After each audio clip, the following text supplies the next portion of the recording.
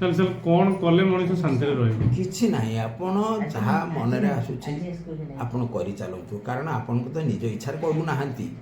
ଯଦି ଆପଣଙ୍କ ଭିତରେ ଯଦି କୌଣସି ଶକ୍ତି ରହିକି ପ୍ରେରଣା ଦେଉଛି ଯେ ମୁଁ ଏଇ କାମଟା କରିବି, ଆପଣ ମନ ଖୁସିରେ ସେ କାମ କରନ୍ତୁ। କର୍ମ କରିବାରେ କୌଣସି କାମଟା ଛୋଟ ନୁହେଁ, ଏ କଥା ମଧ୍ୟ ବିଚାର କରିବା ଉଚିତ। ଆମେ କାମ କରିବା, ତେଣୁ ଫଳ ମୋଟେ ଆଶା କରନ୍ତୁନି। ଏ କଥା ତ ଆପଣଙ୍କର ଭଗବାନ ଶ୍ରୀକୃଷ୍ଣ ନିଜେ ଗୀତାରେ ବି କହିଛନ୍ତି ଯେ କର୍ମ କର, ଫଳ ଦେଲା ବାଲା ମୁଁ।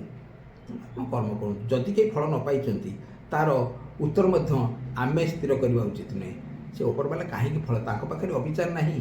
ସେ ସବୁବେଳେ ନ୍ୟାୟର ଦେବତା, ସେ ନ୍ୟାୟ ଦେଇଥାନ୍ତି।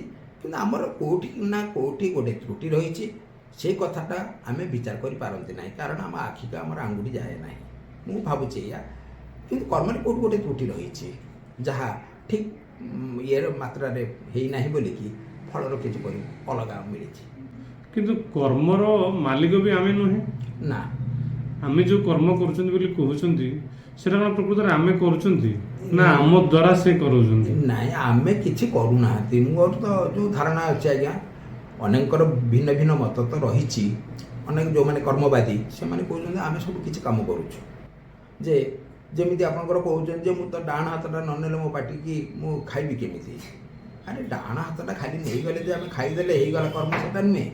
ତା ପରବର୍ତ୍ତୀ ଯେଉଁ ପାକସ୍ଥଳୀର କାମ, ଯେଉଁ ପାଚନ କ୍ରିୟାର ଯେଉଁ ପ୍ରକ୍ରିୟା ରହିଛି, ସେଗୁଡ଼ିକ ତ ଆମ ହାତରେ ନାହିଁ। ତେଣୁ ଆମେ କର୍ମ କ'ଣ କରି ପକେଇଲେ?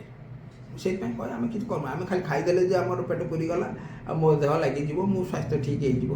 ଆମର ପାଣି ପିଇଲେ ବି ବେଳେବେଳେ ହଜମ କରିପାରୁନାହାନ୍ତି, ସେଠି କ'ଣ କର୍ମ କରିନାହାନ୍ତି? ବେଳେବେଳେ ମାଛ, ମାଂସ, ଅଣ୍ଡା ଆପଣ ମାଟି ଗୋଡ଼ି ବି ଖାଇଦେଲେ ବି ହଜମ କରିଦେଇପାରିବେ। ତେଣୁ ହଜମ କରିବାର ପ୍ରକ୍ରିୟା ଆମ ପେଟ ଭିତରେ ରହିଛି ଏବଂ ସେ ଆମ ନିୟନ୍ତ୍ରଣରେ ନାହିଁ।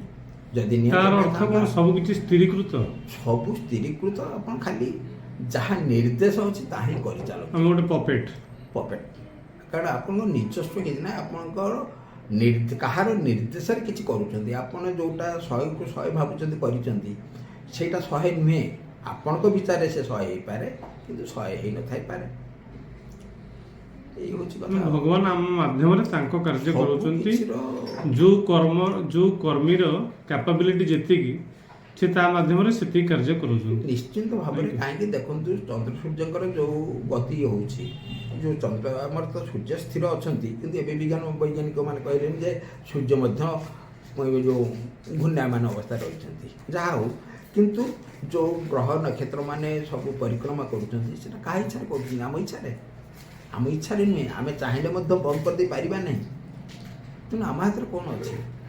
ଆମେ ଯାହା କିଛି କରୁଛେ ଜଣକ ନିର୍ଦ୍ଦେଶରେ କରୁଛେ। ସାର୍ ବହୁତ ସୁନ୍ଦର।